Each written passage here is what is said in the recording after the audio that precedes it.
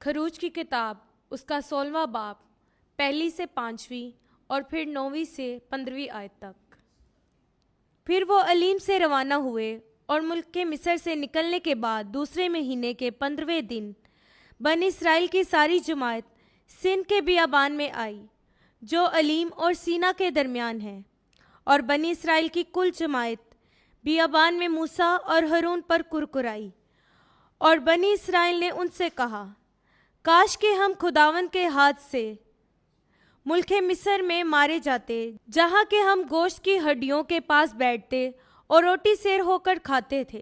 तुम हमें इस बियाबान में निकाल लाए हो ताकि इस अम्बुआ को भूख से हलाक करो। तब खुदावन ने मूसा से फरमाया, देख, मैं आसमान से तेरे लिए रोटी बरसाऊंगा। ये लोग हर रोज़ निकल कर जितना एक दिन के लिए काफ़ी हो जमा करें, ताकि मैं उनका इम्तिहान करूं कि वो मेरी शरीयत पर चलेंगे या नहीं। और जब छठा दिन हो तो तू जो लाए उसे तैयार करके रख ले, और चाहे कि वो हर रोज़ की जमा की मिकदार से दुगना हो। और मूसा ने हारून से कहा कि बनी इसराइल की सारी जमात से कह दे कि खुदावन के सामने हाजिर हो, क्योंकि उसने तुम्हारी कुरकुराहट सुनी। जब हारून ने इसराइल की सारी जमात से कहा तो उन्होंने बियाबान की तरफ नज़र की, और देखो, खुदावन का जलाल बादल में ज़ाहिर हुआ। तब खुदावन ने मूसा से कलाम करके फरमाया, मैंने बनी इसराइल का कुरकुराना सुना।